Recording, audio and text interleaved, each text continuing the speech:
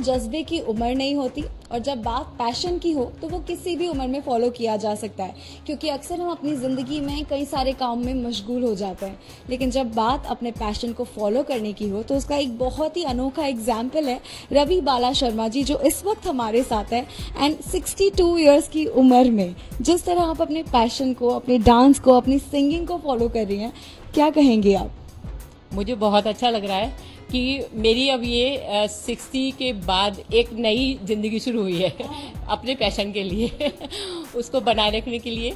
तो मुझे बहुत अच्छा लग रहा है और बड़ा सुकून मिल रहा है कि इतनी लाइफ में परिवार देखना, जिम्मेदारी निभानी, वो सब करने के बाद अब मैं फ्री हुई हूँ तो अपना पैशन जो हूँ मैं सबके सामने रखूँ। और क्या है, मेरे मन को खुशी हो रही है कि भाई मैं अपना मन अच्छा लग रहा है मुझे तो इसलिए मैंने अपना वीडियो बना के डालनी शुरू कर दी। मैं गाने में इंटरेस्टेड हूँ, तबले में इंटरेस्टेड हूँ। डांस जो था मेरे को इतना कभी ऐसा नहीं मिला कि बहुत बड़ा स्टेज मिला हो तो मैंने वहाँ डांस किया हो। तो अब मुझे बहुत अच्छा लग रहा है। मेरी छोटी बहन थी, वो उसने डांस का वीडियो बना के डाला तो मुझे बड़ा अच्छा लगा कि भाई उसके तो बहुत सारे व्यूज़ आ गए, तो क्यों ना मैं भी अपना डांस बना करके, वीडियो बना करके और फिर मैं डालती हूँ। जब मैंने फर्स्ट वीडियो डाली तो उसमें मेरे को बड़ा लोगों के अच्छे कॉम्प्लीमेंट मिले। फिर तो बस मैंने सोचा अब नहीं रुकना है तो जब बात शुरुआत की होती है तो क्योंकि कई सालों से आपने जैसे बताया था हमें कि आप 27 साल टीचिंग कर चुकी हैं, सो ओवरऑल ज़िंदगी में आप कहाँ से हैं और क्या क्या किया और अब जाके पैशन फॉलो करने का मौका मिल रहा है? मैं एक्चुअली मैं यूपी से हूँ, मुरादाबाद से, और मेरे पिताजी बहुत बड़े संगीतकार हैं और वहाँ पर मैंने वहीं से पिताजी से संगीत शिक्षा ली है और तीनों सब्जेक्ट में, वोकल में, इंस्ट्रूमेंटल में और कथक डांस में मैंने उनसे सीखा है। तो कथक का उतना नहीं लिया मैंने, लेकिन मेरा वोकल और इंस्ट्रूमेंटल दोनों अपने विषय रहा है और मैंने इसमें MA BEd किया है और पढ़ाया था मैंने। तो मेरी जॉब लगी थी दिल्ली गवर्नमेंट स्कूल में, वहाँ मैंने 27 साल बच्चों को पढ़ाया और जो भी मैंने सीखा था वो मैंने सब बच्चों को दिया। बच्चे मेरे उसमें भी आगे निकल रहे हैं, जो मुझे मिलते हैं, मेरे को जो कमेंट करते हैं उसमें लिखते हैं। उन्होंने भी, कुछ बच्चों ने तो यूट्यूब में अपने गाने बना के डालने शुरू कर दिए, कहते हैं मैडम हमारा लाइक कर दीजिए, शेयर कर दीजिए तो खुशी मिलती है कि भाई एक शिक्षा ऐसा क्षेत्र है कि अगर आपके अंदर कोई हुनर है और आप दूसरों को दे रहे हैं और वो बच्चे आगे निकल जाएं तो उससे बड़ी खुशी कोई और नहीं हो सकती। आप खुद एक शिक्षिका रह चुकी हैं म्यूजिक की और अब आप खुद एक स्टूडेंट भी बनी हुई है, जैसा आपने हमें बताया था कि आप डांस भी सीख रही हैं। सो ये पहले टीचर उसके बाद स्टूडेंट वाली कहानी है? पहले टीचर थी लेकिन मुझे अब स्टूडेंट बन के ही मजा आ रहा है। मुझे जो टेरेंस सर के जो कोरियोग्राफर है वो सिखा रहे हैं मुझे डांस, मुझे अच्छा लग रहा है क्योंकि उम्र नहीं होती कोई भी सीखने की, चाहे वो सिखाए चाहे कोई बड़ा सिखाए। तो मुझे मजा आ रहा है कि भाई वो सिखा रहे हैं और मैं अब ज्यादा टाइम दे पा रही हूँ डांस को, कि सारे टाइम उनकी वीडियो देखती रहती हूँ। वो तो सिखा के और चले जाते हैं, उनकी वीडियो होती है तो मैं प्रैक्टिस करती हूँ वीडियो की देख करके और आगे मैं अपलोड करूंगी उन वीडियो को। तो जब आपने पहला अपना डांस वीडियो शेयर किया सोशल मीडिया पे, सो वो वीडियो जब शेयर हुआ तो किस तरह के आपको कॉम्प्लीमेंट्स आए? क्या कभी किसी लोगों ने कहा कि अरे अब इस उम्र में डांस कर रहे हो, ऐसे थोड़ी होता है, ऐसे कुछ भी हुआ? नहीं, अभी ऐसा कुछ मुझे मिला नहीं कभी ऐसा। सबने बहुत अच्छे, बल्कि दादी, नानी, अम्मा सब कुछ बनाया हुआ है उन्होंने मुझे तो अच्छा लगता है कि बच्चे पसंद करते हैं, यूथ भी पसंद कर रहे हैं, बड़े लोग भी पसंद करते हैं। और देखो कहीं ना आपके आसपास में, समाज में कहीं ना कहीं एक दो लोग ऐसे होते हैं जो कि आपकी प्रशंसा नहीं करेंगे, थोड़ा सा उनको लगेगा कि भाई ये क्यों कर रहे हैं, लेकिन मेरे कान तक अभी ऐसा कुछ नहीं आया। किसी ने एक बार कमेंट किया कि भाई इस उम्र में तो मंदिर में जाना चाहिए, तो ठीक है, मंदिर तो अपने मन का मंदिर है सबसे बड़ा जो है। आप मन से ईमानदार हैं, आप काम से ईमानदार हैं, आप रिश्तों में ईमानदार हैं, आप एक अच्छे इंसान हैं, तो उससे बड़ी पूजा और क्या हो सकती है। परिवार की बात करें तो किस तरह का रिएक्शन परिवार वालों का था जब आपने पहली बार वीडियो वो भी सोशल मीडिया पे डाला? क्योंकि आई थिंक अभी आप एक्टिव हुई हैं सोशल मीडिया पे, पहले तो अकाउंट भी नहीं थे। नहीं नहीं नहीं, मैं तो सोशल मीडिया मेरा जून के लास्ट वीक में बना है, और उसके बाद से फिर तो बढ़ते बढ़ते अब तो काफ़ी बढ़ गया, आपको पता लग गया होगा। तो घर वालों का, मेरी बहनें, खास तौर से मेरी बहनों का मुझे बहुत सपोर्ट है, मेरे बड़े भाई का बहुत सपोर्ट है। बाकी मेरे जो फ्रेंड्स हैं, स्कूल फ्रेंड्स हैं और जो मेरे साथ के हैं, वो सब बहुत अप्रिशिएट करते हैं, और वो कहते हैं कि भाई रवि तूने तो बड़ा अच्छा काम कर लिया रिटायरमेंट के बाद, अब हम भी करेंगे कुछ ना कुछ, तो ये तू बताना कि हमें क्या करना है। तो मैंने बोला कि भाई जो आपका शौक है, मेरा ये शौक था डांस का, मुझे कोई बड़ा स्टेज नहीं मिला था। एक बार पंजाब केसरी में मैंने किया था डांस, वहाँ सीनियर सिटीजन का कंपटीशन था, और उसमें मैं जा चुकी हूँ, और आगे भी है 1 अक्टूबर को होने जा रहा है सीनियर सिटीजन डे, तो उसमें मेरी परफॉर्मेंस है, मैंने उनको वीडियो बना के भेज दी है। तो सबसे पहले मैंने वहाँ करा था, और स्कूल टाइम में एक बार और मौका मिला था मुझे, जब दिल्ली गवर्नमेंट स्कूल में मैं टीचर थी, तो वहाँ पर दिल्ली गवर्नमेंट टीचर्स के भी कंपटीशन कराती है हर साल, हर सब्जेक्ट के होते हैं। तो मैंने वहाँ वोकल का, तबले का, डांस का, तीनों में पार्टिसिपेट करा, और तीनों में मैं आगे जोन डिस्ट्रिक्ट तक गई। स्टेट में मैं डांस में गई, और डांस में मैं फर्स्ट प्राइज लेकर आई दिल्ली स्टेट में। तो हम कह सकते हैं कि ये जो छोटे छोटे मुकाम आपने हासिल किए, उसी का नतीजा है कि रिटायरमेंट के बाद वो पैशन फॉलो हो रहा है।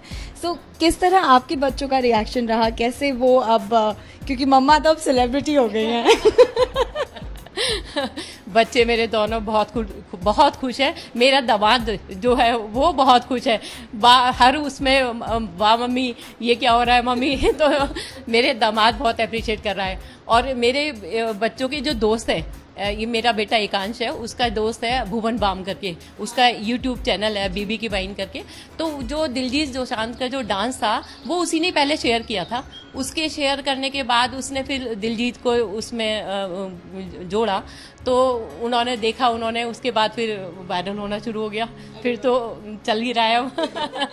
वाह। तो जब डांस की बात होती है, स्पेशली एल्डर्स की बात होती है, तो अक्सर हमने सुना है बुजुर्गों को कहते हुए, यार अब तो उम्र गई, पैर में अब जोड़ों में दर्द है, बैक में पेन है, हार्ट की प्रॉब्लम है। तो कितना अमेजिंग है अपने पैशन को फॉलो करना और इन चीजों को साइड करना।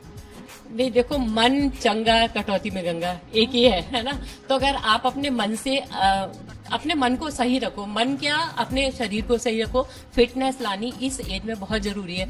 क्या है कि हम लोग ना इतनी लंबी लाइफ जीकर आते हैं, तो हमारे साथ बहुत अच्छी बुराइयां, बहुत सारी चीजें ऐसी होती हैं, तो हम क्या होते हैं, अगर कुछ नहीं करते तो अच्छाइयां उतनी याद नहीं रहती, बुराई हमारे अतीत में हमारा दिमाग चलता रहता है। अब हम वो सोचते रहते हैं कि उसने हमारे साथ ये किया था, मुझे ये जवाब देना चाहिए था, आज ऐसा हो गया, मैं उनसे दूर हो गई, क्यों दूर हो गई, क्या है। तो वो सब दिमाग में क्या है, ये सब चीजें आपकी बॉडी में बीमारियां लाती हैं। आप इसी में लगे रहोगे पूरा टाइम, उसने ये कह दिया था, तब मैंने ऐसा बोला था ये। तो मैं उस चीजों से निकलना चाहती थी कि भाई ये सब चीजें नहीं मेरे आसपास होनी चाहिए। मैं अपनी लाइफ जीऊंगी। तो क्या है कि अगर सकारात्मक सोच बना लो अपनी, पॉजिटिव, और उस चीज को साइड में लगा दो, तो आपके अंदर कोई बीमारी नहीं होगी, और फिर आप अपने लिए टाइम दे पाओगे। नहीं तो सारा टाइम आपका उन्हीं चीजों में लगा रहता है। तो मैं उस चीज को ध्यान देती हूँ कि जो मेरे अंदर हुनर है मैं उसको दूं, और अपनी फिटनेस पे मैं सुबह योगा करती हूँ, एक्सरसाइज करती हूँ। ये भी मेरा एक जैसे नाश्ता खाना पीना होता है, वैसे ये सब चीजें। तो मैं जो फिट हूँ वो योगा से डेली मेरी, और इसी कमरे में वॉक करती हूँ मैं सुबह को 1 घंटा मेरे लिए वो होता है। फिर मैं अपनी डांस की प्रैक्टिस करती हूँ, और फिर घर के सारे काम करती हूँ। तो मुझे अच्छा लगता है। तो मैं तो यही कहूँगी कि जो भी महिलाएं हैं जो सीनियर सिटीजन होने जा रहे हैं, तो वो सब चीजें अपने दिमाग से वो नकारात्मक चीजें सब निकाल करके, और जो यूथ आ रहा है ना, उसको आप अपने अनुभव दीजिए।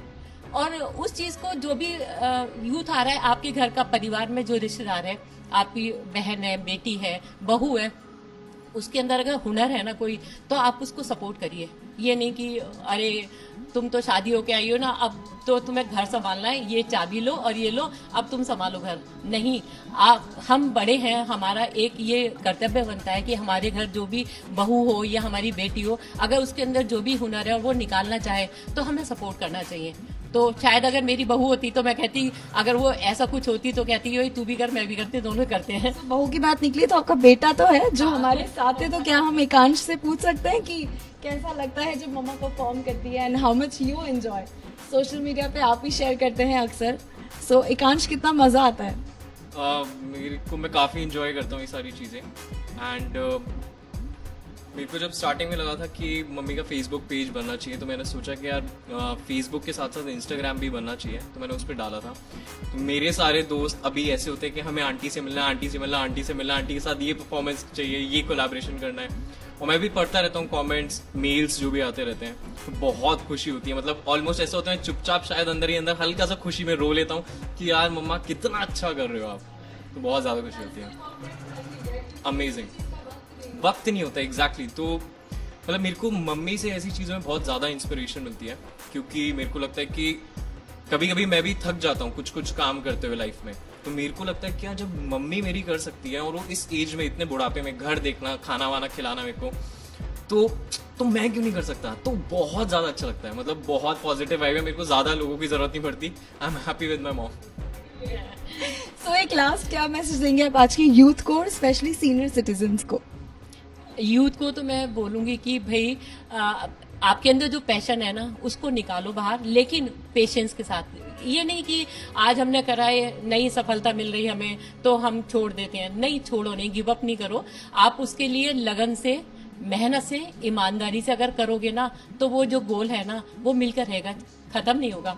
और सीनियर सिटीजन के लिए कहूंगी कि एंजॉय करो लाइफ का। अब लाइफ शुरू हुई है, तुम लोगों की जिम्मेदारी सारी खत्म हो गई है ना, तो जो आपके अंदर मन में जो भी इच्छाएं थी उसको पूरा करो, और नकारात्मक चीजों से दूर रह करके ना पॉजिटिव वे में जियो, उस वे में जियो।